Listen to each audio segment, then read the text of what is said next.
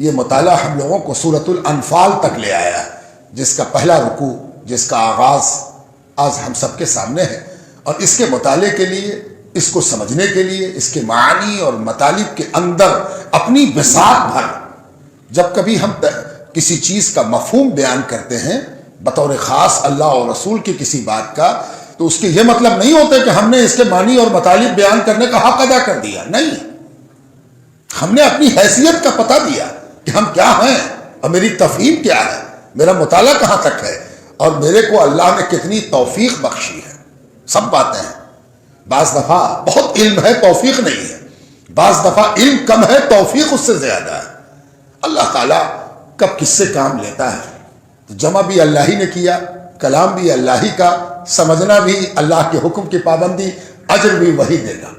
اس امید کے ساتھ ہم لوگ سورۃ الانفال میں ہیں۔ چونکہ یہ سورت کا آغاز ہے، اس لیے یہ ضروری ہے کہ اس کا کچھ بیک گراؤنڈ، پس منظر ذہن میں ہو، تاکہ اس کا مفہوم اور مطلب سمجھنے میں مدد ملے۔ جب بھی کسی چیز کا پس منظر آدمی اچھی طرح جانتا ہے تو اس کے سمجھنے میں بہت مدد ملتی ہے، اور پس منظر معلوم نہ ہو تو آدمی اکثر گمراہ ہو جاتا ہے، اس لیے کہ اس کو بیک گراؤنڈ نہیں معلوم ہے کہ آخر ایسا کیوں ہوا۔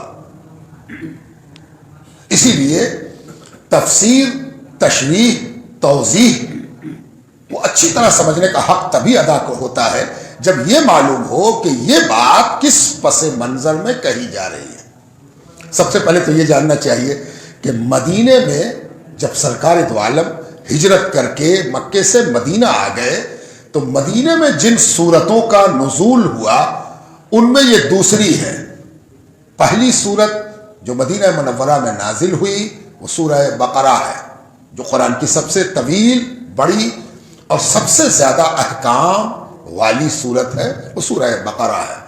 جو دوسری سورت نازل ہوئی وہ سورۃ الانفال ہے، لیکن ایک فرق سمجھ لیجئے، بقرہ ایک بار میں نازل نہیں ہوئی، جستا جستا، نجمن نجمن، ضرورتن حاجتن، جب جب پس منظر آتا گیا اسی حوالے سے احکام آتے رہے۔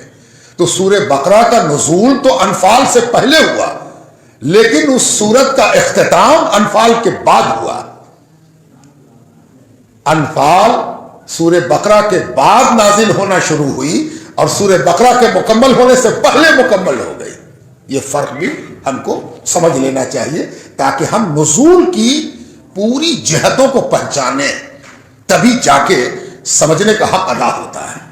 اب ایک دوسری بات وہ یہ کہ سورۃ الانفال سورہ بقرہ سے مزاجن فرق رکھتی ہے۔ کیسا فرق؟ کہ سورہ بقرہ ملٹی ڈائمینشنل ہے، اس میں بہت طرح کی باتیں ہیں، عقائد بھی ہیں، احکام بھی ہیں، اور احکام بھی کئی قسم کے ہیں، معاشرتی بھی ہیں، دینی بھی ہیں، جنگی بھی ہیں، عورتوں کے حقوق بھی بتائے جا رہے ہیں، شوہر کی ذمہ داری بھی بتائی جا رہی ہے۔ سورہ بقرہ میں ہمہ جہتی ہے، دنیا کے کوئی مسئلہ آپ کے سامنے آ جائے آپ کو سورہ بقرہ سے رجوع کرنا ہوگا اگر آپ اسلامی نقطۂ نظر جاننا چاہتے ہیں۔ سورہ انفال بنیادی طور پر ایک موضوع کے گرد گردش کرتی ہے، لیکن کوئی بھی موضوع جو مسلمان کی زندگی سے متعلق ہو اس میں اللہ کا حق، رسول کا حق، ایمان کا حق، یہ سب تو آ ہی جائے گا۔ اس لیے اس میں بالواسطہ ایک مسلمان کی مسلمانیت ڈسکس ہوئی ہے، لیکن موضوع ایک ہے، عنوان ایک ہے۔ عنوان کیا ہے کہ جب مدینہ آنے کے بعد حضور صلی اللہ علیہ وسلم مکے کے کافروں سے، دشمنان مکہ سے 500 کلومیٹر دور چلے آئے۔ مکے اور مدینے کے درمیان کی دوری 500 کلومیٹر ہے۔ تو عام حالات میں جب دشمن کی نظر سے جس سے وہ دشمنی کرتا ہے وہ دور ہو جائے تو دشمنی دھیرے دھیرے ٹھنڈی ہو جاتی ہے، دشمنی کے مواقع نہیں ہوتے، پاسبلٹی نہیں ہوتی، امکان نہیں ہوتا، دشمن بھی بھولنے لگتا ہے، چلو ہٹاؤ، بھاگ گیا، چلا گیا دنیا کے قاعدے سے۔ لیکن حضور صلی اللہ علیہ وآلہ وسلم جب مکے سے مدینہ ہجرت فرما گئے اللہ کے حکم سے اور سامنے سے نکلے سب آپ جانتے ہیں، میں اس تفصیل میں نہیں جاتا۔ حضور کے مدینہ آ جانے کے بعد اہل مکہ نے چین نہیں لیا، دشمنی سے باز نہیں آئے، بھلایا نہیں، بلکہ روز ایک نیا پروگرام، ایک نئی تیاری، ایک نیا षڈینتر، ایک نئی سازش، ایک نئی کانسپریسی بننے لگی۔ کیا کیا جائے، کیسے کیا جائے؟ بالکل اسی طرح جیسے کسی آدمی کے ہاتھ میں کھجلی ہو جائے اور وہ ہر وقت اس کو کھجلاتا رہے، بالکل اسی طرح گنجا جس طرح اپنے ناخن کا استعمال کر کے اپنے سروں کو خون کر لیتا ہے، اسی طرح اہل مکہ دشمنی کے حوالے سے روز نئی ترکیب سوچنے لگے۔ تو جب دشمن روز نئی ترکیب سوچ رہا ہو تو یہ عقل مندی نہیں ہوتی کہ ہم مطمئن ہو جائیں، ہم چادر تان کے سو جائیں کہ اب ختم ہو گیا معاملہ۔ دشمن کو کمزور سمجھنا کبھی بھی عقل مندی نہیں ہوئی ہے۔ دشمن کی اسٹریٹجی اور اس کی سازش پر نظر رکھنا کامیابی کی دلیل ہے۔ اور آپ جانتے ہیں کہ سرکار دو عالم صلی اللہ علیہ وآلہ وسلم مدینہ آنے کے بعد آپ کی حیثیت مکے میں نبی کی تھی، مومنوں پر ان کی ذات پر حاکم کی تھی، جو حکم دیتے وہ مسلمان مانتے، لیکن مدینہ آنے کے بعد سرکار دو عالم کی ایک حیثیت اور ہو گئی تھی کہ آپ حاکم مدینہ بھی تھے۔ مدینہ کی حفاظت، مدینہ کی سیکورٹی، مدینہ کا ڈیفنس، یہ بھی سرکار دو عالم کو سنبھالنا تھا۔ اور اسی لیے سرکار دو عالم کے لیے یہ مناسب نہیں تھا کہ آپ غفلت برتتے یا مسلمانوں کو غافل رکھتے۔ سرکار دو عالم نے اس سلسلے میں کئی اسٹیپ بھی اٹھائے تھے۔ مدینہ آنے کے بعد سرکار دو عالم نے بغور جائزہ لیا تھا کہ مدینہ کی آبادی کتنی ہے، کیسی ہے، کن لوگوں پر مشتمل ہے، کون سا قبیلہ یہاں رہتا ہے، یہودیوں سے ان کے تعلقات کیسے ہیں۔ اور اس میں ایک بہت بڑی کامیابی سرکار دو عالم نے حاصل کی تھی، جس کو ہم عام بول چال کی بھاشا میں چارٹر آف مدینہ کے نام سے جانتے ہیں، یعنی ایک معاہدہ، ایک سندھی جو آپ نے اہل مدینہ کی ملا کر کی تھی، جس میں یہ فیصلہ لیا گیا تھا کہ آپ کوئی بھی ہوں، کسی بھی عقیدے کے ہوں، کسی بھی دھرم کے ہوں، اہل مدینہ ایک رہیں گے، مل کر رہیں گے۔ آپ کو آزادی ہوگی اپنے مذہب کی، آپ کو جو مذہب ماننا ہے مانیے، لیکن مدینے پر کوئی آفت آئے، مدینے پر کوئی حملہ آور ہو جائے، مدینے کے کسی قبیلے پر کوئی اپنی دشمنی نکالنے کے لیے حملہ کرے تو وہ ایک آدمی کا، ایک قبیلے کا، ایک جماعت کا مسئلہ نہیں ہوگا، وہ انڈیویجول مسئلہ نہ ہو کر کلیکٹیو مسئلہ ہوگا اور سب مل کے اس کا مقابلہ کریں۔ یہ سب اسٹریٹجی ہمارے نبی کی اس لیے تھی کہ آپ بہتر طریقے سے پہچانتے تھے کفار مکہ کو۔ آپ کا دور آ جانا کفار مکہ کی دشمنی کی پھڑکتی ہوئی رگوں کو سکون دینے والا نہیں تھا، وہ تو حملہ آور ہونے کی تیاری کر ہی رہے تھے۔ انہی تیاریوں میں 1.5 سال بیت گئے۔ کتنے دن بیت گئے؟ 1.5 سال۔ مکہ سے مدینہ آئے 1.5 سال بیت گیا۔ 1.5 سال کے بعد ایک بڑی خبر اہل مدینہ کو میسر ہوئی، حاصل ہوئی کہ ابو سفیان، اس وقت تک ایمان نہیں، ابھی کفار مکہ کے بڑے سرداروں میں سے ایک، دشمنان اسلام میں سے ایک، عمر بن العاص، یہ 2 بڑے آدمی کا نام آتا ہے۔ یہ دونوں شام سے، سیریا سے، جو آج سیریا کہلاتا ہے، سیریا سے ایک بڑا تجارتی قافلہ مال سے بھرا ہوا، سامان سے لدا ہوا، کافی دولت سے بھرا ہوا۔ دولت اس زمانے میں دولت سے مراد روپیہ نہیں تھا، دولت سے مراد تجارتی سامان تھا۔ ساری دولت جو کماتے تھے سونے چاندی یا جنس کی شکل میں، اس کو جا کے سیریا میں دے کے اس کے بدلے میں وہ ساری چیزیں لے کے جا رہے تھے، جس کے نتیجے میں مکہ میں اور امیر ہو جاتے اور سارے ضرورت مند یہ سامان خریدتے اور بہت دن تک خریدتے رہتے۔ اتنی بڑی دولت سیریا سے لے کے کفار مکہ مدینہ کے قریب کے راستے سے مکہ جا رہے ہیں۔ یہاں تک تو سب نارمل ہے، لیکن اصلی بات یہ تھی کہ مکے کے لوگوں نے یہ مال، یہ دولت اسی لیے بیچ کے منگوایا تھا تاکہ مسلمانوں سے لڑنے کے لیے اپنی معاش کو، اپنی کیپٹل کو مضبوط کر سکیں، خوب سا ساز و سامان اور ہتھیار خرید سکیں تاکہ بڑھیا سے لڑائی لڑی جا سکے۔ اس لیے مسلمانوں کا اس تجارتی قافلے کے بارے میں محتاط ہونا یقیناً ضروری تھا، تو غفلت ہو جاتی، اس لیے کہ تم تجارت تھوڑی کر رہے ہو، تم تو دشمنی کا سامان جٹا رہے ہو، تم تو اسباب جٹا رہے ہو ہم کو فنا کرنے کے۔ حضور صلی اللہ علیہ وسلم نے اہل مدینہ کو اپنی وحی بھی سنائی، اور جو خبر لاتے تھے ادھر ادھر کی، جاسوس ہوتے تھے، ان لوگوں نے بھی آ کے بتایا کہ بہت زبردست قافلہ ہے۔ تو حضور صلی اللہ علیہ وآلہ وسلم نے اپنی ایک وحی بتائی کہ اللہ تبارک و تعالیٰ نے مجھ پر یہ وحی کی ہے کہ تم کو 2 میں سے 1 لشکر اللہ تعالیٰ نصیب کرے گا، یعنی ایک لشکر تمہارے لیے ہار سے ہمکنار ہوگا، تم ہراؤ گے اس کو، ایک لشکر، 2 میں سے 1، 2 میں سے 1، تو 2 میں سے 1 لشکر تو معلوم ہو گیا کہ جا رہا ہے، ابھی ہارے گا کون والا، ایتی والا ہارے گا کہ ایک اور کون ہے، یہ ابھی نہیں معلوم اہل مدینہ کو، نبی کو کیا معلوم وہ اللہ جانے۔ تو حضور صلی اللہ علیہ وسلم نے یہ مشورہ کیا کہ کیا کیا جائے، نکلا جائے کہ ہاں نکلا جائے۔ تو اہل مدینہ تیار ہو کے نکلے کہ ان لوگوں کو اگر ممکن ہو تو ان کا سامان ان سے چھینا جائے تاکہ یہ سامان میری ہی بربادی کے لیے جمع نہ ہو سکے۔ مکے اور مدینے کے درمیان شانتی کو، امن کو، چین کو نقصان نہ پہنچایا جا سکے، اس کے لیے ضروری ہے کہ ان کے تجارتی سامان کو قبضہ کیا جائے، اس کے لیے مسلمان نکلے۔ لیکن ابو سفیان کو کچھ آگاہی تھی اس کی کہ ہم لوگ جو شڑینتر رچ رہے ہیں اس سے مسلمان بالکل غافل نہیں ہے، مسلمانوں کو بھی پتا ہے کہ ہم کیا کر رہے ہیں، کیا کیا اسٹریٹجی ہم اپنا رہے ہیں۔ ابو سفیان کو کچھ خطرے کی بو سمجھ میں آئی، اور ابو سفیان نے وہ نارمل راستہ، وہ ڈیلی روٹین کا راستہ جو سیریا سے مکہ جاتا تھا، مدینے کے قریب سے ہوتا ہوا، اس کو چھوڑ کے ایک لمبا راستہ اختیار کیا جو سمندر کے ساحل سے ہو کے گزرتا تھا۔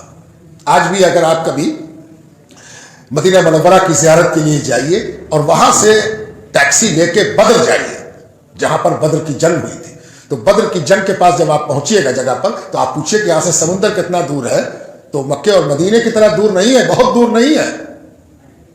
اسی لیے ابو سفیان نے یہ والا خشکی والا راستہ چھوڑ کے سمندر کے سٹے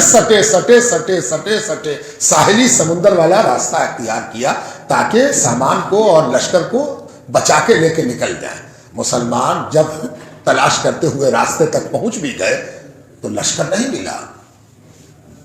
1-2 لوگ مل گئے جن کو مسلمانوں کے اصحاب، حضور کے اصحاب پہچانتے تھے کہ یہ وہ لوگ ہیں جو گزرتے ہوئے قافلے کو اجرت لے کے پانی پلاتے ہیں، ان کا کام ہے پانی پلانا، سقا گری، بہشتی جن کو ہم لوگ کہتے ہیں، یہ پانی پلاتا ہے۔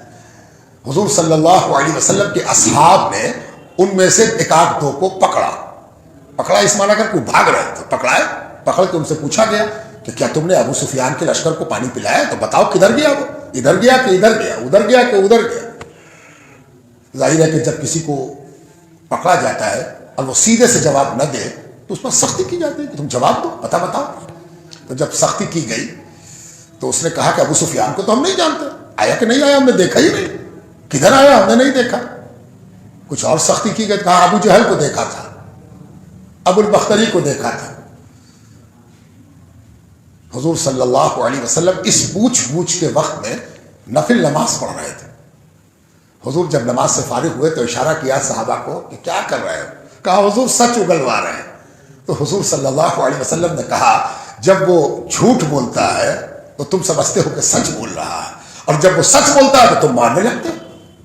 یعنی کہنے کا مفہوم یہ تھا کہ جب وہ کہتا ہے کہ ابو سفیان کو ہم نے نہیں دیکھا تو تم سمجھتے ہو کہ جھوٹ بول رہا ہے، مارتے پیٹتے ہو، اور جب وہ کہتا ہے کہ ہاں ابو جہل کو دیکھا تھا تو تم سمجھتے ہو کہ سچ کہہ رہا ہے، جبکہ یہ الٹی بات ہے۔ اس نے ابو جہل کو کہاں سے دیکھنا؟ ابو جہل تو آیا ہی نہیں، ابو جہل تو مکے میں ہے، اور یہ صحیح ہے کہ اس نے ابو سفیان کو نہیں دیکھا۔ غرض کہ اس کو چھوڑ دیا گیا۔ اب مسلمانوں کے پاس آپشن کیا تھا؟ تلاش میں وہ قافلہ ملا نہیں، تو حضور صلی اللہ علیہ وسلم نے پھر وحی سے اشارہ کیا اور کہا سنو، مکے میں ایک دوسرا ماحول ہے. بعد میں یہ ساری اطلاع جو وحی کے ذریعے دی گئی اس کی خبر بھی مسلمانوں کو مل گئی اور کنفرم ہو گئی. وہ یہ کہ مکے میں یہ خبر پہنچ گئی کہ مسلمانوں نے ابو سفیان کے قافلے کو لوٹ لیا ہے. ابو سفیان کا قافلہ مسلمانوں کے ہاتھ لگ گیا اور مسلمان لوٹ رہے ہیں. اس تجارتی قافلے سے مسلمانوں کی لڑائی ہو رہی ہے. ابو جہل اتنا جذباتی ہو گیا کہ کعبے کے چھت پر چڑھ گیا اور چڑھ کے اس نے اعلان کیا, اے لوگو, کیا تم گھروں میں آرام سے سو رہے ہو؟ تم کھانے کھا رہے ہو, پانی پی رہے ہو, تکیے لگا رہے ہو؟ تمہیں معلوم ہے کہ ابو سفیان تمہارے بھائیوں کے قافلے پر مسلمانوں نے حملہ کر دیا ہے. وہ لوگ جی جان کی لڑائی لڑ رہے ہیں, تمہارا مال بچا رہے ہیں, تمہاری عزت بچا رہے ہیں, اور تم یہاں پڑے ہوئے ہو. اس جوش میں لانے سے مکے کے کافروں میں کافی جوش آیا. سب تیاری کرنے لگا. تیاری ہوئی, اچھی خاصی تیاری ہوئی, چلنے کی تیاری. اس میں سامان بھی تھا, ہتھیار بھی تھا, دیگ دیگچا بھی تھا, باورچی بھی تھا, ناچنے والی رقاصہ بھی تھی, دل بہلانے والے کھیل کے سامان بھی تھے, شاعر بھی تھا کہ راستے میں شاعری سناوے گا, مشاعرہ ہوگا. یہ سب تیاری ہوئی. تیاری میں ایک آدھ دن لگا. رات میں حدیث میں ایک روایت آئی ہے کہ حضرت عباس, اس وقت تک وہ بھی ایمان نہیں لائے, حضور کے چچا ہیں, حضرت عباس کی ایک بہن نے خواب دیکھا. بڑا عجیب خواب تھا. بہن نے خواب سنایا بھائی کو. بھائی نے جا کے ابو جہل سے کہا, حضرت عباس نے جا کے کس سے کہا؟ ابو جہل سے, کہ میری بہن نے خواب دیکھا ہے, تم چاہو تو اس پر غور کرو. ابو جہل نے پوچھا کیا خواب دیکھا؟ تو حضرت عباس نے کہا کہ میری بہن نے خواب دیکھا کہ ایک شتر سوار آیا, ایک اونٹ پر سوار, ناقہ سوار, ایک ناقہ سوار آیا ہے اور اعلان کر رہا ہے کہ 3 دنوں کے اندر اندر قتل و غارت گری نوٹ کر لو. اعلان کرتا چل رہا ہے مکے کی گلیوں. اس کے بعد وہ ناقہ سوار ایک پہاڑ, بغل کے پہاڑ کی طرف بڑھا اور اس چٹان سے اس نے ایک چٹان کھسکائی اور کھسکا کے اس کے کئی ٹکڑے یوں اچھالے کہ ہر گھر میں ایک ٹکڑا پہنچ گیا. ہر گھر میں ایک ٹکڑا پتھر کا, چٹان کا ٹکڑا ہر گھر میں پہنچ گیا. نیند کھل گئی. عباس ابن عبد المطلب نے یہ خواب سنا کر ابو جہل کی طرف منہ کر کے دیکھا کہ کیا کہتے ہو. تو ابو جہل کا جواب سنیے. ابو جہل نے کہا پہلے تو تمہارے یہاں مرد نبوت کا دعویٰ کرتے تھے, کر گئے ہیں, مدینہ چلے گئے, اب عورتیں بھی تمہارے یہاں نبوت کا دعویٰ کرنے لگی. ایسا ایسا خواب سناؤ گے تم ہم کو؟ جبکہ یہ خواب بڑا سچا تھا, بڑی اہمیت والا خواب تھا, ہر گھر میں اینٹا پہنچا تھا. اس وقت اس خواب کو سمجھنا آسان نہیں تھا. بات ادھر ادھر ہو گئی. ابو جہل نے تیاری کرائی. ابو جہل نکل گیا لشکر کے ساتھ, 1000 آدمی ساتھ میں. تھوڑی دور گیا تھا کہ خبر آ گئی کہ ابو سفیان کا لشکر سلامت چلا آ رہا. مسلمانوں کے بارے میں جو یہ حملہ کیا گیا تھا کہ مسلمانوں نے حملہ کر دیا اور سامان لوٹ لیا, یہ سب جھوٹی باتیں تھی, بیکار باتیں تھی. وہ تو سلامت چلا آ رہا ہے, چند دن میں پہنچ جائے گا. لوگوں نے کہا کہ اب جانا فضول ہے, واپس پلٹا جائے. ابو جہل نے کہا نہیں, واپس پلٹنے کا تو اب سوال نہیں ہے. ٹھیک ہے مسلمانوں نے ہمارے لشکر کو نقصان نہیں پہنچایا, لیکن جب ہم نکل گئے ہیں تو وہاں تک جائیں گے, بدر کے میدان تک جائیں گے, جا کے عیش کریں گے کچھ دن, کھانا پکے گا, ناچ ہوگا, اپنی طاقت کا مظاہرہ کریں گے, اپنی سامرک شکتی کا پردرشن کریں گے.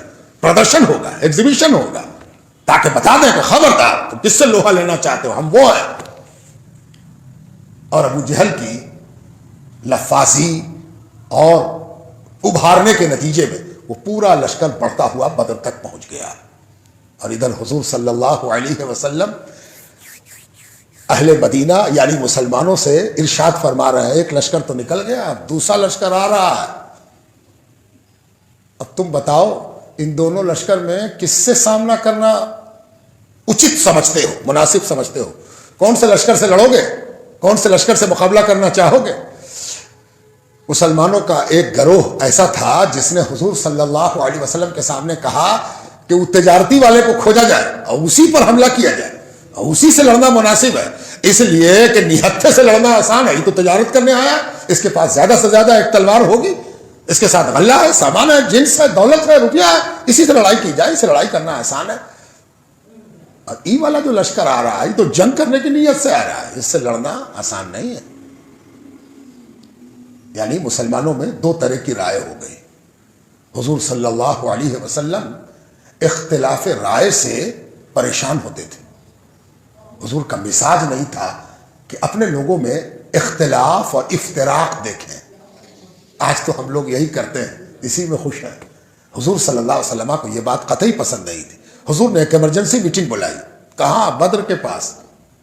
ایک لشکر جا چکا ہے یا مل نہیں رہا اور دوسرا لشکر آ رہا، اور حضور ایمرجنسی میٹنگ بلا رہے ہیں۔ رائے لی، کس کی کیا رائے ہے؟ لوٹ جائیں ہم لوگ مدینہ، انتظار کریں اس لشکر کا، یا اس لشکر کو کھوجنے کے لیے چلیں؟ کھوجیں کہاں گیا؟ حضرت ابو بکر نے رائے دی، حضرت عمر نے رائے دی، الگ الگ رائے آ رہی، صحابہ نے رائے دی۔ حضور صلی اللہ علیہ وسلم جب کسی رائے سے متفق نہ ہوتے، مطمئن نہ ہوتے، تو بات آگے بڑھاتے ہو، پوچھتے تم کیا کہتے ہو، اور اگر متفق ہو جاتے تو پھر اس کے بعد کسی سے سوال نہیں کرتے۔ یہ انداز کار تھا رسالت مآب صلی اللہ علیہ وآلہ وسلم کا۔ چنانچہ ان دونوں کے مشورے پر بھی پوچھ دیا کہ تم کیا کہتے ہو، تم کیا کہتے ہو۔ ایک بڑے مشہور انصاری صحابی ہیں، اہل مدینہ میں سے ہیں، سعد بن عبادہ رضی اللہ تعالی عنہ، وہ کھڑے ہوئے اور انہوں نے عرض کیا، یا رسول اللہ اگر اجازت ہو تو میں اپنا مشورہ پیش کروں۔ کہا ہاں کہو۔ کہنے لگے، یا رسول اللہ ہم حضرت موسیٰ کی قوم نہیں ہیں کہ جب موسیٰ ان سے کہیں کہ اس قوم سے لڑائی کرو تو وہ کہیں یہ قوم تو بڑی زبردست ہے، اس کے پاس تو بہت طاقت ہے، لمبائی چوڑائی بھی زیادہ ہے، ہم لوگوں کی تعداد کم ہے، لمبائی چوڑائی کم ہے، صلاحیت کم ہے، اس سے ہم لڑیں گے نا خودکشی ہوگی۔ اگر لڑنا ہی ہے تو آپ جا کے لڑیے، آپ اللہ کے نبی ہیں، اور آپ اپنے اللہ کو بھی بلا لیجیے، آپ اللہ اور اللہ کا نبی لڑے، ہم لوگ دیکھیں گے، جب دیکھیں گے کہ آپ کامیاب ہو رہے ہیں تو کامیابی کے جشن میں ہم لوگ بھی شامل ہو جائیں۔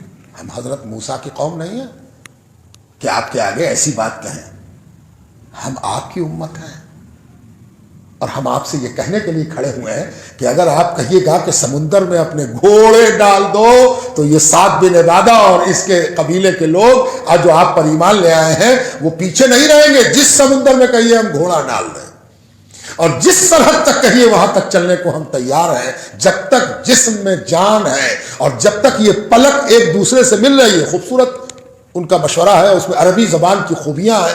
فرمایا کہ جب تک یہ پلک جو اوپر سے نیچے والی ہل رہی ہے، یعنی زندگی ہے، زندگی نہیں تو اپنی جگہ پر رک جائے گی، جب تک یہ پلک ایک دوسرے سے مل رہی ہے تب تک ہم آپ کے کسی حکم سے اپنے آپ کو بچاتے ہوئے نظر نہیں آئیں گے، حکم مانیں گے۔ حضور صلی اللہ علیہ وسلم ان کی باتیں سن کر ان کا چہرہ سرکار دو عالم کا بشاش ہو گیا، مطمئن ہو گیا، اور کہا فیصلہ ہو گیا، ہم لوگ آنے والے لشکر سے مقابلہ کریں۔ اب میں داستان تو سنانا نہیں آیا، آپ کہیے گا صرف داستان سنا کے چلے گئے، یہ تھا بیک گراؤنڈ، لیکن اس بیک گراؤنڈ سے کچھ چیزیں نکل کے سامنے آئیں گی۔ جب کوئی مورخ، ہسٹورین، اتہاسکار کوئی بات سناتا ہے تو وہ کچھ چیز چھپا لیتا ہے، کچھ چیز بتا دیتا ہے، کسی کا ساتھ دیتا ہے، کسی کا خلاف بولتا۔ اس جنگ کی صحیح صورتحال کون بتائے گا؟ قرآن۔ کیا ہوا تھا، مسلمانوں کا حال کیسا تھا، اس کو جاننے کے لیے جس سورت کا مطالعہ سب سے زیادہ مفید ہے وہ سورۃ الانفال ہے۔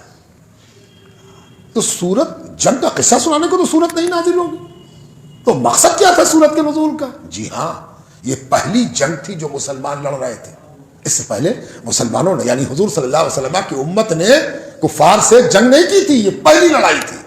تو جب پہلی لڑائی ہوگی تو لڑائی کے احکامات پہلے سے نازل نہیں ہیں، تو جب لڑائی ہوگی قتل ہوگا، شہید ہوں گے لوگ، دشمن بھی قتل ہوگا، اب دشمن کا مال، دشمن کی دولت، دشمن کا چھوڑا ہوا سامان، دشمن سے چھینا ہوا سامان، دشمن مر جائے گا تو اس کی تلوار ہوگی، اس کی ڈھال ہوگی، اس کا تیر ہوگا، اس کا ترکش ہوگا، اس کے کمر میں ہو سکتا ہے چاندی سونے کا زیور بھی ہو، سکہ بھی ہو، اس کا کیا حکم ہوگا؟ اور اگر دنیا کے قاعدے کے مطابق سب چیزیں جنگ کے بعد اکٹھا کر دی جائیں تو پتہ چلا کہ 500 کمبل، 500 گھوڑا، 600 دہی کا مٹکا، 3 تلوار، 8 ढाल, मान लीजिए सपोज दैट, थोड़ी देर के लिए विश्वास कीजिए, इतनी चीजें जंग के मैदान से कलेक्ट हुई, तो जो चीजें इतनी तादाद में हैं कि सबको बराबर बराबर बांट दी जाएं, लो भाई तुमने लड़ाई की थी, 313 तुम हो, 313 घोड़ा लो, एक एक घोड़ा तुम ले लो, या 10-10 घोड़ा पड़ा, कभी कभी किसी जंग में 10-10 घोड़ा एक आदमी को, एक एक ऊंट, 5-5 ऊंट, 13-13 ऊंट एक एक आदमी का हिस्सा हुआ। लेकिन जो चीज बराबर बराबर बांटने के बाद फूट होने की वजह से बट ना सकी, या फिर कोई ऐसी चीज हो जिस पर कोई फौजी अकेले दावा करे कि हमने उसको मारा है, बहुत खतरनाक था वो, हमने उसको मारा है, ये उसकी तलवार है, ये वाली तलवार हम ही को दे दीजिए ताकि दुनिया को याद रहे कि हमने ही उसको मारा था, ये उसकी तलवार है। या हो सकता है कि हुजूर सल्लल्लाहु अलैहि वसल्लम खुद हिस्सा देने के बाद कोई अलग चीज उठा के कहें, लो ये तुम्हारा है। इसका मसला क्या होगा? मान लीजिए कि एक ही चश्मा मिला और 2 लोग कहें कि हमको दीजिए, कहें हमको दीजिए, तो फैसला कैसे होगा? यह सूरत उन अहकामात को बयान करती है कि जंग का माल, जिसको अरबी में गनीमत कहते हैं, गनीमत है ना, उर्दू में आके गनीमत मुहावरा हो गया, अरब लोग कहते हैं गनीमत है कि ठंडक कुछ कम हो गई है, वरना लग रहा था। अब देखिए गनीमत का इस्तेमाल उर्दू में हो रहा है ना, लेकिन इसका सिरा जाके वहीं मिल रहा है। ठंडक दुश्मन थी, और दुश्मन के जाने से जो चीज आपको हासिल हुई उसी को ना आप कह रहे हैं कि गनीमत है कि ठंडक कम हो गई है। देख रहे हैं लफ्ज का इस्तेमाल अरबी से आया है ये, तो उर्दू में आके ये कहीं ना कहीं अपनी असलियत बता रहा है। गनीमत कहते हैं दुश्मन के छोड़े हुए माल को, दुश्मन से छीने हुए माल को क्या कहते हैं? गनीमत। तो उर्दू में जो इस्तेमाल है वो जरा सा अलग हो गया है, लेकिन समझ में आता है कि गनीमत क्या है। लेकिन सुनिए, तो अगर गनीमत है तो ये अनफाल क्या है, जो इस सूरत का नाम है अनफाल? तब बहुत आसानी से हम समझाते हैं, कोशिश करते हैं कि आप समझ जाइए। ये जो अभी नमाज पढ़ा, इसमें 3 तरह की नमाज थी, है ना। एक तो फर्ज थी, दूसरी सुन्नत थी। बहुत से लोग सुन्नत पढ़ के चले गए, कुछ लोग थे जो नफिल भी पढ़ रहे थे, नफिल। तो ये नफिल क्या हुआ? जरूरत से ज्यादा हुआ ना। जरूरी कितना था? जितना सबने पढ़ा, और जिन लोगों ने जरूरी से फाजिल पढ़ा उसको हम क्या कहते हैं? नफिल। पढ़े पढ़े ना पढ़े। अब जरूरी का डेफिनेशन क्या है? जरूरी हम उस चीज को कहते हैं जिसके नहीं करने पर सवाल हो कि तुमने क्यों नहीं किया, तुमने फर्ज छोड़ दिया, तुमने सुन्नत छोड़ दिया, यह जरूरी हुआ। जरूरी उस चीज को कहते हैं कि जिसके ना होने पर सवाल हो और जवाब देना पड़े कि क्यों छोड़ा। और जो चीज जरूरत से फाजिल होती है वो सवाल के दायरे में नहीं आती। जिन लोगों ने नफिल नहीं पढ़ा उनसे कोई नहीं पूछेगा कि आपने नफिल क्यों नहीं पढ़ा, इसलिए कि उन्होंने जरूरी चीजें पढ़ ली थी, बाकी चीजें जरूरत से फाजिल थी, है ना। आप देखते होंगे कभी कभी किसी को मशवरा दीजिए, कहा आप कुछ पहना नहीं, अभी ठंडक है भाई, आती ठंडक और जाती ठंडक बड़ी खतरनाक होती है। तो आपको दिखाई ना इनर पहने हुए हैं, अच्छा ठीक है ना। एक आदमी को देखिए कि 2-2 जैकेट पहने हुए, कि 2-2 पहन लिया, कि हाँ पहन लिया, है ना। ये बेचारे जरूरत से फाजिल पहने हुए। तो याद रखिए, जो चीज जरूरत से फाजिल हो उसको नफिल कहते हैं, नफल। और उसी की जमा आती है अनफाल, है ना। अनफाल ये जमा है। ये किस चीज के लिए आया है? जो चीजें गनीमत में बांटने के बाद फाजिल हो जाए, उन्हीं का मसला, उन्हीं का बयान, उन्हीं का हुक्म इस सूरत में बयान हुआ है। इसीलिए इस सूरत का नाम ही पड़ गया सूरतुल अनफाल। बात समझ में आती? कोई दुश्वारी तो नहीं, कहीं पर कोई परेशानी तो नहीं, कोई हिचकिचाहट तो नहीं। अब चलिए सूरे में दाखिल होते। इतना बैकग्राउंड जरूरी था, बगैर उसके आप बात तक नहीं पहुंच पाते।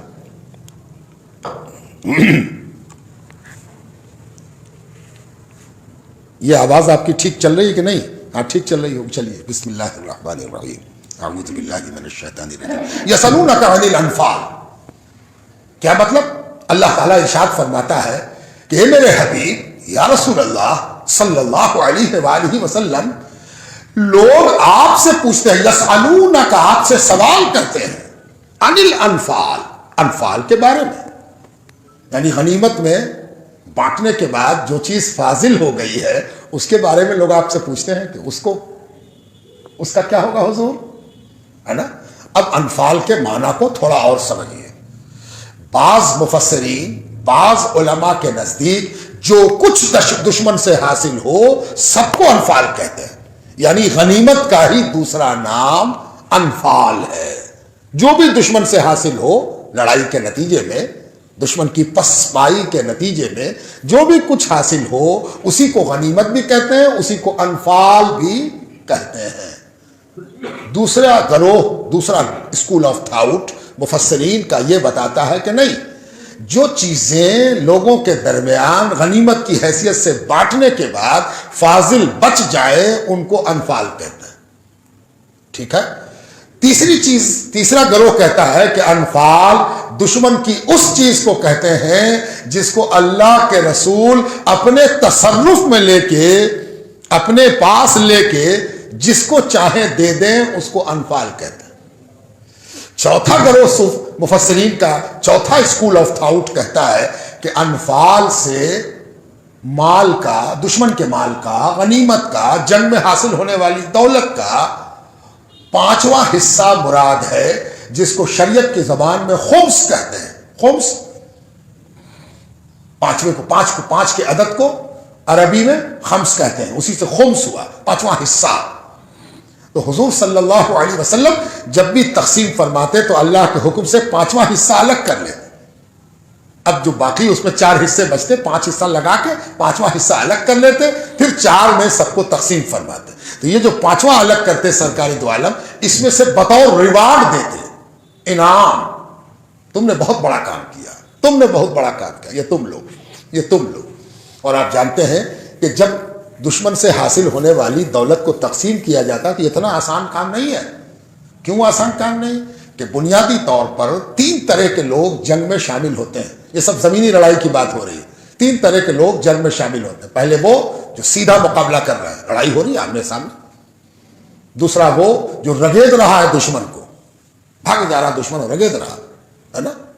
تیسرا وہ جس کو یہ ڈیوٹی دی گئی ہے کہ وہ گرے پڑے سامان کو چن چن کے جمع کرتا جائے، ہے نا۔ اب مسلمانوں کے لشکر میں ایک گروہ اور تھا، یہ تو 3 ہوا، تینوں مسلمانوں کے لشکر میں تھے، ایک لڑائی کر رہے تھے، ایک دشمن کو رگیدتے ہوئے بھگا رہے تھے، بھاگا جا رہا تھا دشمن اور پیچھے پیچھے رگیدتے جا رہے تھے۔ تیسرے وہ تھے جو سامان کلیکٹ کر رہے تھے۔ چوتھا گروہ اور تھا جس کا کام یہ تھا کہ وہ سرکار دو عالم کو گھیرے ہوئے تھا، صلی اللہ علیہ وسلم کو چاروں طرف سے اپنے نرغے میں لیے ہوئے تھا کہ کہیں سے کافر، سارا کافروں کا زور تو حضور کی طرف نہ ہوتا تھا، حضور صلی اللہ علیہ وسلم کی طرف بڑھے۔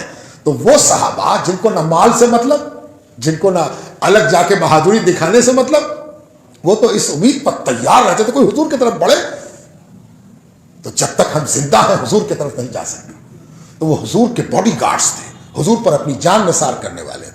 اب سوال یہ اٹھتا ہے کہ جب مال اکٹھا ہو کے آیا تو اکٹھا کرنے والا کہے گا مال تو اکٹھا ہم نے کیا، تمہارا حصہ اس میں کہاں سے ہے نا۔ آدمی کے پاس جب بھی مال پیدا ہوتا ہے، دولت پیدا ہوتی ہے، ریسورس پیدا ہوتا ہے، اصلی امتحان اسی وقت ہوتا ہے۔ یہ سب بہت آسان ہے رکھنا، جہاں دولت پیدا ہوئی تب اصلی مسلمانیت سمجھ میں آتی ہے کہ زکوٰۃ نکالے گا کہ نہ، صدقہ نکالے گا کہ نہ، اپنے بھوکے بھائیوں کو کچھ کھلائے گا کہ نہیں، اسی گھڑی اصلی پہچان ہوگی۔ تو مال و دولت کے آنے کی وجہ سے جو لوگ مال کلیکٹ کرتے تھے وہ اپنا حق بتاتے تھے، اپنا حصہ بتاتے تھے، اور حضور صلی اللہ علیہ وسلم ان میں برابر برابر تقسیم کرتے تھے کہ اگر دشمن کو بھگایا نہ جاتا تو اس کا مال کہاں ملتا۔ اگر لوگ یہاں حفاظت سرکار دو عالم کی نہ کرتے تو تم مال لینے کے پوزیشن میں رہ پاتے۔ تو اس طریقے سے مالوں کی، دشمن کے غنیمت کی تقسیم ہوتی تھی۔ تو یہاں پر وہی اللہ تعالیٰ کہہ رہا ہے یسألونک عن الانفال، اے میرے حبیب لوگ آپ سے انفال کے بارے میں سوال کرتے ہیں۔ قل، اے میرے حبیب تو ان کے سوال کے جواب میں آپ فرمائیے، آپ کہیے، آپ بتا دیجئے، قل الانفال للہ والرسول، جو دشمن کا مال غنیمت حاصل ہوا ہے یہ کس کا ہے؟ اللہ کا ہے اور اس کے رسول کا ہے۔ اب یہاں پر معنی بالکل واضح ہو گیا کہ انفال سے مراد تقسیم کے علاوہ جو بچا ہوا مال ہے، ضرورت سے فاضل مال ہے، اس کی طرف اشارہ ہے کہ انفال جو بانٹنے کے بعد بچا ہوا مال ہے وہ اللہ کا ہے اور اللہ کے رسول کا ہے، یعنی وہ اسی حکم سے تقسیم ہوگا جو اللہ کی جانب سے آئے اور رسول کے ذریعے بتایا جائے، یعنی اس میں تمہاری خواہش، تمہاری چاہت، تمہاری مرضی نہیں چلے گی، جو اللہ رسول کا فیصلہ ہوگا اور اسی پر اس مال کا بٹوارا ہوگا۔ مطلب واضح ہو گیا؟ فاتقوا اللہ واصلحوا ذات بینکم۔ تو یہ لوگوں، دشمن سے حاصل ہوا مال کیسے بانٹا جائے، کس کو کتنا دیا جائے، فاضل مال، اس سلسلے میں اللہ سے ڈرو۔ فاتقوا اللہ، اللہ سے ڈرو، واصلحوا ذات بینکم، اور آپس میں صلح بنائے رکھو۔ ایک تلوار کے لیے، ایک سامان کے لیے، ایک گھوڑے کے لیے آپس میں من مٹاؤ پیدا نہ کرو، ایک بنے رہو، اللہ سے ڈرتے رہو۔ یہ جو کچھ تم کر رہے ہو سب اللہ دیکھ رہا ہے اور اللہ ہی جانتا ہے کہ کس کو کتنا ملنا ہے۔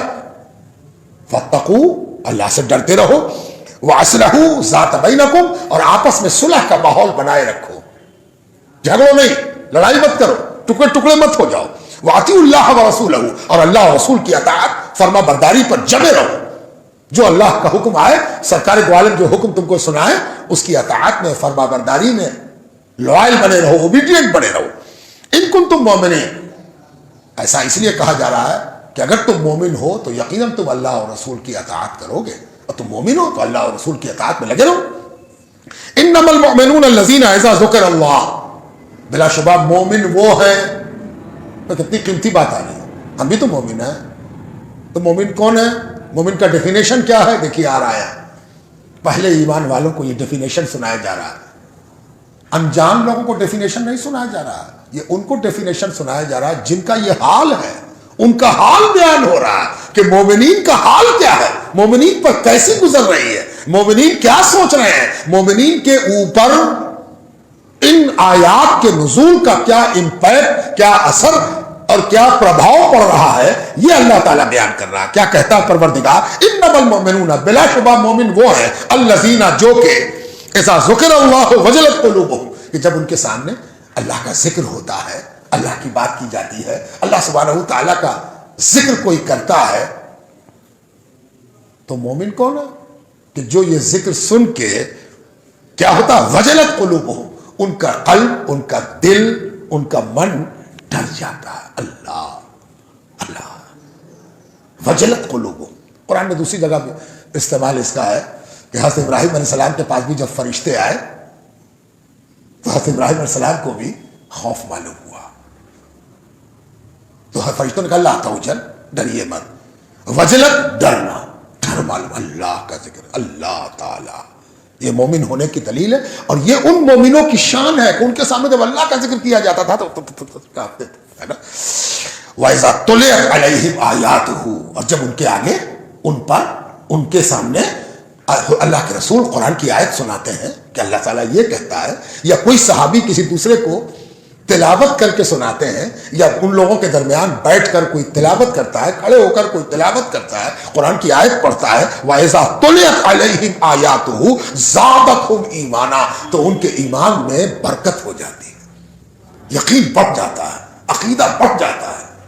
ایسا لگتا ہے کہ جیسے کسی پانی کی ضرورت والے درخت میں کوئی پانی لا کے ڈال دے، دیکھا ہوگا آپ نے کھیتی میں جب کسان پانی ڈال دیتا ہے تو ہریالی اور بڑھ جاتی ہے، ایک دم ہرا ہو گیا، پانی دیتا جا رہا ہو، ہریالی بڑھتی جا رہی ہے۔ گویا ایمان کی کھیتی میں جب تلاوت کا پانی پڑتا ہے تو ایمان بھی ہرا ہو جاتا ہے، ایمان میں نئے پتے، نئی شاخیں، نئے گل، نئی کلیاں نکل آتی ہیں۔ تو تلیت علیہم آیات، جب ان کے آگے اللہ تبارک و تعالیٰ کی آیات کی تلاوت کی جاتی ہے تو زادتہم ایمانا، ان کے ایمان میں اور عقیدے میں، وشواس میں، فیتھ میں اور اضافہ ہو جاتا ہے، برکت ہو جاتی ہے۔ وعلی ربہم یتوکلون، اور یہ ایمان والے کون ہیں؟ جو اللہ کو بھروسہ کرتے ہیں، ان کا سارا بھروسہ اللہ پر ہے، نہیں 313 آدمی اور 1000 لڑنے والا، لاؤ لشکر تیار، ہتھیار پاس میں، ان لوگوں کے پاس، کسی کے پاس تو صرف ڈنڈا تھا۔ علامہ اقبال نے یہ بات کہی ہے کہ کافر ہو تو شمشیر پہ کرتا ہے بھروسہ، کافر ہو تو شمشیر پہ کرتا ہے بھروسہ، اور مومن ہو تو بے تیغ بھی لڑتا ہے سپاہی۔ مومن کا بھروسہ تلوار پر، ہتھیار پر، گولے پر، بارود پر، طاقت پر نہیں ہوتا، اللہ کا ہوتا ہے۔ وہ اللہ کی قوت سے لڑتا ہے، وہ اللہ کی قوت پر تکیہ کر کے لڑتا ہے۔ تو اللہ تعالیٰ کہہ رہا کہ مومن کون ہے؟ وَعَلَىٰ رَبِّهِمْ يَتَوَكَّلُونَ، یہ وہ لوگ ہیں جو اللہ کو بھروسہ رکھتے ہیں، ان کا سارا یقین اعتماد اللہ سبحانہ تعالیٰ کی ذات اور اس کی قوت الہیہ پر ہے۔ لا حول ولا قوت الا باللہ، یہ قوت مومنوں کی شان ہوتی ہے۔ اور کون ہوتے ہیں مومن؟ مومنوں کی شان کا بیان ہو رہا ہے، آپ کی شان، یعنی قرآن وہ ہے جو آپ کی شان بیان کرتا ہے، اور آپ وہ ہیں جن کا بیان قرآن میں ہے۔ مومن اپنی قدر کو پہچانے، یہ کس کا بیان ہے؟ مومنوں کا بیان ہے۔ کون کون ہے؟ الذین یقیمون الصلاۃ، یہی وہ مومن ہے جن کی صفت آگے بیان ہوئی۔ ان کی ایک صفت یہ ہے کہ یہ نماز کے قائم کرنے میں لالچ کرتے ہیں، لگے رہتے، نماز چھوٹے نہیں، نماز سے غفلت نہیں ہو۔ الذین یقیمون الصلاۃ، یہ وہ لوگ ہیں جو نماز کو قائم کرتے ہیں۔ ومما رزقناہم ینفقون، اور ان کو جو اللہ تعالیٰ روزی دیتا ہے، رزق دیتا ہے، عطا کرتا ہے، اس سے بانٹنے میں بھی پرہیز نہیں کرتے ہیں۔ خود بھی کھاتے ہیں، دوسرے کو بھی کھلاتے ہیں۔ لے بھیا تم بھی ذرا سا تم بھی کھا لے بھیا، ذرا سا 100 روپے میرے پاس ہے، 50 سے میرا کام چل جائے گا، لو 10 روپیہ تم لوگ لے لو، تمہاری ضرورت بھی پوری ہو جائے۔ صدقہ نکالتے ہیں، خیرات نکالتے ہیں، زکوٰۃ نکالتے ہیں۔ ومما رزقناہم ینفقون، کوئی ان کے آگے ہاتھ پھیلا دے تو اس کی ضرورت بھی محسوس کرتے ہیں۔ اولئک ھم المؤمنون حقا، سچ مچ مومن تو یہی ہے در حقیقت۔ اصل میں مومن کون ہے؟ جن کے آگے اگر اللہ کا ذکر ہو تو ان کو ڈر اللہ سے محسوس ہوتا ہے۔ مومن کون ہے؟ جن کے آگے قرآن کی آیت تلاوت کی جائے تو ان کا ایمان ہرا ہو جاتا ہے، ایمان میں برکت ہو جاتی ہے، عقیدہ بڑھ جاتا ہے۔ مومن کون ہے؟ کہ وہ اللہ کا بھروسہ کیے رہتے ہیں۔ مومن کون ہے؟ نماز قائم کرتے ہیں۔ مومن کون ہے؟ کہ جو اللہ نے ان کو دیا ہے اس میں سے خرچہ بھی کرتے ہیں، زکوٰۃ و خیرات و صدقات بھی نکالتے ہیں۔ یہی وہ لوگ ہیں جو سچ مچ مومن ہیں۔ لہم درجات عند ربہم، ان کا معاملہ یہ ہے کہ یہ سب کچھ جو کرتے ہیں یہ پھوکٹ میں نہیں کرتے، بیداری میں نہیں کرتے۔ ارے تم کیا جانو، اللہ کے ہاں ان کے لیے درجہ ہے، عہدہ ہے، بلندی ہے، اللہ کے ان کے درجات ہیں۔ جتنا ڈرے گا اتنا ہی درجہ بلند ہوتا جائے گا، جتنا اللہ کا بھروسہ بڑھے گا اتنا ہی درجہ بلند ہوتا جائے گا۔ ان کے لیے درجات ہیں جو بلند ہوتے رہتے ہیں۔ ومغفرۃ ورزق کریم، اور کبھی بھول چک ہو جائے، کوئی غلطی ہو جائے تو اللہ تبارک تعالیٰ ان کے لیے کیا کرتا ہے؟ مغفرت رکھتا ہے، ان کی معافی کرتا ہے۔ یہ جمعہ کو جب آتے ہیں جی لگا کے جمعہ پڑھتے ہیں شوق کے ساتھ تو اللہ تعالیٰ ان کے اوپر مغفرت ڈالتا ہے، یعنی ایک ہفتے میں جو بھول چک ہوئی سب جمعہ کے سلیقے میں دھو دی جاتی ہے، صاف کر دیا ہے۔ مغفرت، ان کے لیے معافی بھی رکھی گئی ہے۔ ورزق کریم، اور ان کے لیے پاکیزہ رزق بھی رکھا گیا ہے، بڑی بزرگی والا روزی روٹی بھی رکھی گئی ہے۔ ان کی روزی روٹی اتنی نہیں ہے جس میں پتہ نہیں گردہ پڑا ہوا ہے کہ گندگی پڑی ہوئی ہے، نہیں، ان کا رزق جو بھی ہے وہ رزق کریم ہے، بڑی عزت والا رزق ہے۔ ان کی سوکھی روٹی کو تم کیا جانو، ان کی سوکھی روٹی کا ہر ذرہ اور اس کے وہ قطرے جس میں آٹا سانا گیا ہے وہ سب حلال ہے، حرام نہیں ہے۔ اب جس روزی میں حلال شامل ہو، پسینہ شامل ہو، وہ رزق کریم ہے۔ اور اس کا دوسرا معنی ہے کہ ان کے لیے جو رزق کریم رکھا گیا ہے اس سے مراد آخرت کا رزق ہے۔ ان کو جو رزق دیا جائے گا وہاں وہ رزق کریم ہوگا، جہنم کے لوگوں کے مقابلے میں، کہ جہنم کے لوگ پیپ اور گندگیاں اور آگ کا گولا اور معاذ اللہ ان چیزوں سے ناشتہ اور کھانا کر رہے ہوں گے اور بھوک شباب پر ہوگی، اور جنتیوں کے لیے رزق کریم ہوگا، عزت کے ساتھ رزق اتر رہا ہوگا۔ وہ بھی یہ نہیں کہ آج کا مینو یہ ہے، مینو خود طے کریں گے، دل میں خیال پیدا ہوگا اور پروردگار کی جانب سے جو خیال ہوگا وہ حاصل کر دیا جائے گا۔ یہ رزق کریم ہے، رزق کریم کہتے ہی ہیں اس کو جس میں مانگنے کی بھی زحمت نہ دی جائے، دل میں خیال پیدا ہوا اور رزق حاصل ہے، وہ رزق کریم ہے۔ کما اخرجک ربک من بیتک بالحق وان فریقا من المؤمنین لکارہون۔ اب جو بدر کے میدان کے ارشاد کے مطابق سچائی کے ساتھ، حق کے لیے، حق کے واسطے، حق کو راضی کرنے کے لیے، حق کو حاصل کرنے کے لیے اپنے گھر سے نکلے. ان فریق من المؤمنین لکارہون، کہ ان میں ایک فریق، ان کا ایک گروہ، ان کا ایک حصہ وہ بھی تھا جو یہ پسند نہیں کر رہا تھا کہ ہم لوگ اس لشکر سے لڑائی کریں. ہم لوگوں کو اس لشکر کی طرف جانا چاہیے جو لڑائی کرنے کے لیے تیار نہ ہو اور ہم آسانی سے ان پر فتح حاصل کر لیں. اس کا بھی تذکرہ. ان فریقا من المؤمنین لکارہون، مومنوں کا ایک گروپ چاہتا تھا کہ ان سے نہ لڑائی کی جائے، وہ والے لشکر سے لڑائی کی جائے. یعنی اللہ تبارک و تعالی مومنوں کے دل کے بھید اور ان کی سوچ کا بھی پتہ دے رہا. یجادلونک فی الحق بعد ما تبین کانما یساقون الی الموت وهم ینظرون. اور وہ مجادلہ کر، بحث کر رہے تھے کیا ہونا چاہیے، کدھر جایا جائے، اس لشکر کی طرف جایا جائے کہ اس لشکر کی طرف. میں نے عرض کر دیا، پس منظر آپ کے ساتھ. یجادلونک فی الحق بعد ما تبین کانما یساقون الی الموت وهم ینظرون. ایک دلچسپ بات، اور جب اللہ کے رسول نے فیصلہ کر دیا کہ نہیں، یہ جو لڑنے کے لیے آ رہا اسی سے ہم لڑیں گے. توجہ چاہتا ہوں، جو لڑنے کے لیے آ رہا اسی سے ہم لڑیں گے. تو جو لڑنے کے لیے آ رہا ہے سامنے، اس کے بارے میں مسلمانوں کو معلوم ہو گیا تھا. ایک صحابی کا بیان حدیث میں آتا ہے کہ انہوں نے کہا کہ جس وقت اس لشکر کو ہم نے دیکھا تو ایسا لگا کہ لشکر طالوت اور جالوت کا جو ذکر ہے، یعنی بے شمار آدمی ہے، اور تلوار ہے، اور تیر ہے، اور ہتھیار ہے، اور ساز و سامان. اتنا بڑا لشکر ہے نا. ہم لوگ 313، اس میں سے سب کے پاس ہتھیار نہیں، لڑنے کے لیے آئے نہیں، لڑنے کی تیاری نہیں، لڑنے کے لیے تھوڑی آئے تھے. تو کیا ہوا، بعد ما تبین، جب ان پر ظاہر ہو گیا کہ اللہ کے رسول نے یہ فیصلہ کر دیا کہ اب انہیں سے لڑنا ہے، جب لڑائی کا ظاہر ہو گیا کہ اب لڑائی ہوگی، کأنما یساقون الی الموت وهم ینظرون، تو ان میں سے بعض کو ایسا محسوس ہوا کہ ہم پر موت طاری ہو رہی ہے، یا ہم موت کی طرف جا رہے ہیں، اور اس حال میں جا رہے ہیں کہ ہم خود اپنی موت کو دیکھ رہے ہیں. جیسے ایک آدمی کو، تھوڑی دیر کے لیے ایک مثال لیتے ہیں، ایک آدمی کو پھانسی کی سزا ہو جائے، تو آپ تو جانتے ہیں کہ جس کو پھانسی کی سزا ہوگی اس کو بتایا جاتا ہے کہ تم کو پھانسی کی سزا ہوگی، ہے نا. لا علمی میں تھوڑی ہوتی سزا، اس کو معلوم ہوتا ہے، اس کو پوچھا جاتا ہے کہ آخری خواہش تمہاری کیا ہے، اتنے بج کے اتنے منٹ پر تم کو پھانسی دی جائے گی. ڈاکٹر اس کو چیک کرتا رہتا ہے. تو ایک آدمی کو کمرے سے نکالا جائے کہ چلو اب تمہاری پھانسی ہوگی یا جلاد تمہارا سر کاٹے گا. تو وہ جو چلتا ہے تو ہماری آپ کی طرح تھوڑی چلے گا. اس کے چلنے کا انداز کیا ہوتا ہے کہ وہ اپنی موت کو دیکھ رہا ہوتا ہے نا. ہم میں سے کسی کو وہ چیز نصیب نہیں ہوتی. ہم بہت بیمار بھی پڑ جائیں تو ہم کو امید ہوتی کہ ہم اچھے ہو جائیں، ہے نا. اسی لیے دیکھا ہوگا بہت سے آدمی وصیت نہ کرے ڈر کے بارے کہ وصیت کریں نا، وصیت ہم مر رہے ہیں، ہے نا.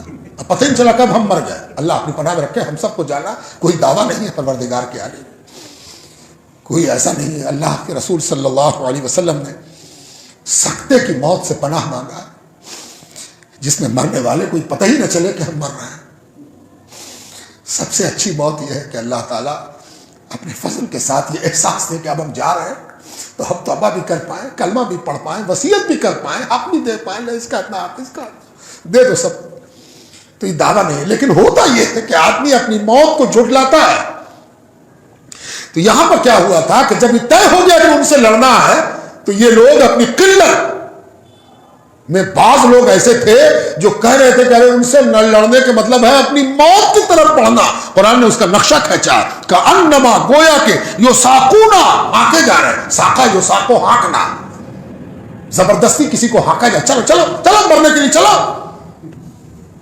قربانی میں جب خصی لے کے آپ چلتے ہیں، اب لٹاویں گے اس کو، تو خصی بیچارے کو پتہ نہیں معلوم، اللہ بہتر جانے، لیکن ہم کو معلوم ہوتا ہے کہ اس خصی کو ہم کدھر ہانک رہے ہیں، ذبیحے کی طرف، موت کی طرف لے جا رہے ہیں نا.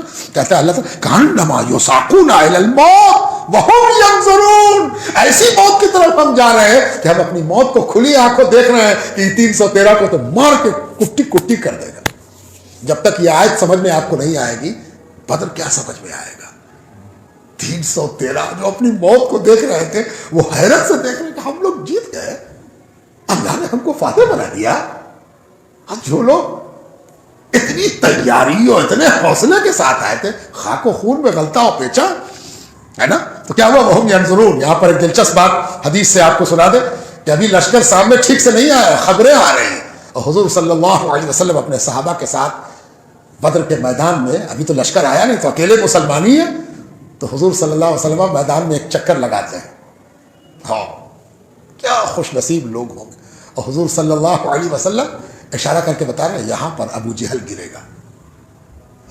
کہاں گرے گا ابو جہل؟ یہاں پر. اچھا تو ایسے دکھایا تھا حضور نے؟ نہیں. پتہ نہیں ہم سب کے ایمان میں اس سے زیادتی ہونی چاہیے. جانتے کیسے دکھایا تھا حضور نے؟ ایسے ہاتھ رکھ کے یہ ابو جہل گرے گا. اس کو کہتے ہیں یقین رسالت. اشارہ نہیں کہ ذرا سا کھچک کے طور پہ ہاں وہاں پر کیا ہوگا، ہاں وہاں پر کیا ہوگا. نہیں، ہاتھ رکھا. یہاں ابو جہل گرے، یہاں عتبہ گرے گا، یہاں شیبہ گرے گا. ہاتھ رکھ رکھ کے حضور نے بتا دیا تھا. حدیث کا راوی چشمدید راوی کہتا ہے قسم ہے پروردگار کی، جہاں پر رسالت گرامی نے جس کے لیے ہاتھ رکھا تھا اس سے 1 انچ بھی ہٹا ہوا نہ پایا. اللہ صدقت یا رسول اللہ صلی اللہ علیہ وآلہ وسلم. ہے نا کیسا ایمان اور کیسا یقین حضور صلی اللہ علیہ وسلم پر صحابہ کا ہوا ہوگا. اور یہ وجہ اس کی یہ ہوئی کہ لوگ سمجھ رہے تھے کہ اب تو ہم موت کے اس میں گئے. چند لوگ، سب نہیں، کچھ لوگ ایسے بھی تھے. اب ذرا ایک بات کا اور خیال رکھیے اس تفسیر کو سنتے وقت کہ آپ گھبرائیے نہیں، قصورواری نہیں کہی جا رہی ہے. یہ سچویشن بیان ہو رہا ہے کہ صورتحال یہ تھی. لوگ تو یہ سمجھ چکے تھے ارے جب نہیں کی امید ہو اور اللہ ہاں کر دے تب نہ اس ہاں کی اہمیت ہے. اللہ حضور صلی اللہ علیہ وسلم. ہاں ہم جب اس حدیث کو پڑھتے ہیں جی چاہتا 10 سجدہ کم سے کم کرے حضور کی امت ہونے کا. کیسے سچے نبی کے ہم کیا وعدہ کیا تھا بھائی یعدکم اللہ، جب اللہ تعالیٰ نے تم لوگوں سے وعدہ کیا تھا احدت طائفتین کہ 2 گروہ میں سے ایک، میں نے پہلے عرض کر دیا کہ 2 گروہوں سے واسطہ پڑے گا، ان میں سے ایک واحد اکیلا گروہ احدت طائفتین انہا لکم، وہ تمہارے لیے ہوگا، تم اس پر کامیاب ہوگے. ہے نا. وَتَوَدُّونَ عَنَّ غَيْرَ ذَاتِ الشَّوْكَةِ تَكُونُ لَكُمْ، اور تم چاہتے تھے کہ اس سے لڑائی ہو جس کے پاس زیادہ ہتھیار نہیں ہے، خالی مال ہے، خالی دولت ہے، خالی سامان تجارت ہے نا. وَيُرِيدُ اللَّهُ، اور اللہ تعالیٰ کیا ارادہ کر رہا تھا؟ اللہ تعالیٰ کی مرضی کیا تھی؟ اللہ تعالیٰ کی رضا کیا تھی؟ وَيُرِيدُ اللَّهُ أَن يُحِقَّ الْحَقَّ بِكَلِمَاتِهِ، کہ جو وہ اپنی بات کہہ رہا ہے اس کو سچ ثابت کر دے. وَيُحِقَّ الْحَقَّ، حق کو اسٹیبلش کر دے، سچائی کو ثابت کر دے. اپنے ویژن سے اللہ کے ویژن کو نہ ملایا کرو. اللہ کہاں دیکھتا ہے، رسول کہاں دیکھتا ہے. تم تو صرف سامنے کا دیکھتے ہو، ایسے ہے تو ایسے ہے، ایسے ہے تو ایسے ہے. وَيَقْطَعَ دَابِرَ الْكَافِرِينَ، اور اللہ کا یہ فیصلہ تھا، اللہ کی یہ مرضی تھی یقطع کہ کاٹ ڈالی جائے دابر الکافرین، کافروں کی جڑ کاٹ ڈالی جائے، کافروں کی جڑ کاٹ ڈالی جائے. بدر کی لڑائی میں اتنے کافروں کے سردار مارے گئے تھے کہ 1400 برس سے کافر تل ملا رہا ہے ایک لڑائی ہے نا. جانتے ہیں کتنے مرے تھے؟ اوف اگر ان کی تعداد صحیح جوڑی جائے تو ایک اندازے کے مطابق تقریباً 60 کے قریب مسلمانوں کی شہادت ہوئی. 60 مسلمان شہید ہوئے اور ادھر سے کتنے؟ 240 کے قریب مارے گئے کفار مکہ. اللہ اکبر. تو یہ اللہ تعالیٰ دابر الکافرین، کافروں کی جڑیں کاٹ ڈالی جائے. لیحق الحق ویبطل الباطل ولو کرہ المجرمون، مجرموں کو، کافران مکہ کو، کرمنلز کو کتنی بھی یہ بات بری لگے لیکن اللہ کا فیصلہ یہی تھا کہ حق کو اسٹیبلش کر دیں گے اور غلط کو غلط ثابت کر دیں گے، حق کو حق، باطل کو باطل ثابت کریں گے. لیحق الحق ویبطل الباطل ولو کرہ المجرمون. استغیثون، استستغیثون، اذ تستغیثون. اب ذرا ایک منظر بھی دیکھیے، اللہ تعالیٰ ایک منظر بیان کر رہا. کیا منظر بیان کر رہا؟ اللہ تعالیٰ کہتا ہے اذ تستغیثون ربکم فاستجاب لکم، جب تم لوگ اللہ کے آگے گڑ گڑا رہے تھے، اللہ کے آگے رو رہے تھے، اللہ کے آگے ہاتھ پھیلائے ہوئے تھے، اللہ کے آگے دامن پھیلائے ہوئے تھے تم لوگ. کیا ہوا تھا کہ بدر کی جب لڑائی کا عالم تھا تو نقشہ آپ کے سامنے، لوگ سمجھ رہے تھے کہ اب موت کے پاس. حضور صلی اللہ علیہ وسلم ہاتھ اٹھائے ہوئے سار و قطار ہو رہے تھے اور دعا فرمائے اللہ پاک آج وہ دن ہے کہ اگر تیری نصرت، تیری مدد نہیں اتری تو اس روئے زمین پر تیرا کلمہ پڑھنے والا کوئی نہ بچے گا. اللہ پاک اور حضور صلی اللہ علیہ وسلم کا آنسو بھی جاری تھا اور ہاتھ بلند ہوتا جاتا تھا. حضرت بکر صدیق کی نظر پڑی کہ سرکار دو عالم اس گریا کے ساتھ دعا فرما رہے ہیں, تو ہاتھ جو بلند ہوا تو چادر کندھے سے گر گئی. حضرت بکر نے چادر اٹھا کے حضور کے کندھے پر رکھا اور بڑے ادب کے ساتھ آپ سے چمٹ گئے, ہے نا, چمٹ گئے. ہے وہ ذات صدیق جو نبی سے اس حال میں چمٹی جس وقت نبی دعا میں غرق تھا اور اللہ کی توجہ اپنے نبی پر تھی, ہے نا. چمٹ گئے اور کہنے لگے یا رسول اللہ, اللہ آپ کی ضرور لاج رکھے گا, اللہ تعالیٰ آپ کی ضرور سن رہا ہے, ضرور سن رہا ہے یا رسول اللہ. اور اللہ کے رسول, اے اللہ پاک, آج اگر تو نے لاج نہ رکھی تو اس روئے زمین پر کوئی تیرا کلمہ پڑھنے والا نہ بچے گا, ہے نا. تو اللہ تعالیٰ اس منظر کو کھینچتا ہے. استغیثون ربکم, جب تم اپنے رب کے آگے گڑ گڑا رہے تھے, فاستجاب لکم, تو اللہ تعالیٰ تم کو جواب دے رہا تھا, تمہاری باتیں قبول کر رہا تھا, اجابت ہو رہی تھی, تم مانگ رہے تھے اور اللہ دے رہا تھا. لو انی ممدکم, کیا میں نے پورا کیا تمہارا, تم جو مانگ رہے تھے اس میں جو ہم نے سن کے تمہارے حق میں کیا تو کیا کیا. سنیے ذرا اللہ تعالیٰ کا جملہ, انی ممدکم بألف من الملائکۃ مردفین, بلا شبہ ہم نے 1000 فرشتے ایسے بھیجے, 1000 فرشتے ایسے بھیجے جن کی شان یہ تھی مردفین. مردفین کیا ہوتا, ایک کے بعد دوسرا, ایک کے بعد دوسرا, ایک کے بعد دوسرا. یعنی یہ نہیں کہ ایک آدمی آ گیا, ایک آیا نہیں کہ دوسرا آیا, دوسرا آیا نہیں کہ تیسرا آیا, تیسرا آیا نہیں کہ چوتھا آیا, لگاتار بارمبار ایک کے بعد ایک. مردفین, ہے نا. شاعری میں ہم لوگ ردیف بناتے ہیں, ردیف قافیہ, بالکل اسی طرح جیسے ایک ردیف کے بعد دوسری ردیف آتی جاتی ہے, بالکل اسی طرح ایک فرشتے کے بعد دوسرا آ رہا تھا, ایک فرشتے کے بعد دوسرا آ رہا تھا. ابھی پتہ نہیں کتنی جگہوں پر اس طرح سے فرشتے اتر رہے ہیں. یہ تو آپ جانتے ہیں کہ بدر کی لڑائی میں فرشتے اترے, حدیثوں میں اس کی روایت ملتی ہے کافی. اور آپ کو ایک دلچسپ بات بتا دیں کہ یہ فرشتوں کے اترنے کی جتنی روایت ہے وہ سب ان کفار مکہ سے ہے جو اس لڑائی میں موجود تھے, بعد میں مسلمان ہوئے. یہ سب سے بڑی بات ہے, مسلمانوں نے وہ روایتیں نہیں کی ہیں جو اس وقت مسلمان تھے. ہاں مسلمان یہ ضرور کہتے ہیں کہ دشمن پر ہم حملہ کیے ہوئے تھے, وہ مجھ پر حملہ کیے ہوئے تھا, لڑائی چل رہی تھی, ہم نے تلوار اٹھائی اور ایک فیصلہ کن وار کیا, لیکن اس سے پہلے کہ میری تلوار اس کے گردن سے لگتی, ہم نے ایک حیرت انگیز بات دیکھی کہ اس کی گردن جدا ہو چکی تھی. تو تلوار تو میری ابھی ہوا میں تھی, گردن جدا ہوئی کیسے. بعض صحابی کہتے ہیں کہ ہم نے ہنٹر کی آواز سنی, بڑا تیز چابک کسی نے چلایا, دیکھا تو نہیں کہ کس نے چابک چلایا, لیکن اپنے سامنے کے ایک زبردست دشمن کو دیکھا کہ وہ گھوڑے سے الٹ کے نیچے گرا اور گر کے چاروں شانہ چت ہوا. تب میں نے دیکھا کہ اس کی ناک پر کچھ کسی نے چابک مارا تھا, ناک پھٹ چکی تھی اور اندر تک چابک کی چوٹ چلی گئی تھی جس سے وہ مر گیا. تو میں نے چاروں طرف دیکھا کہ چابک کس نے مارا. یہ مسلمانوں کا بیان ہے. کافروں کا بیان سنیے گا, حدیث کے اندر باضابطہ موجود ہے. ان کافروں کا بیان جو دھیرے دھیرے 1 برس کے بعد, 2 برس کے بعد, 4 برس کے بعد ایمان لے آئے, وہ جو اپنا واقعہ سناتے ہیں کہ اس دن گھوڑا کیسے رنگ کا دیکھا, فرشتوں کے سر پر پگڑی کیسی دیکھی, کون تھے.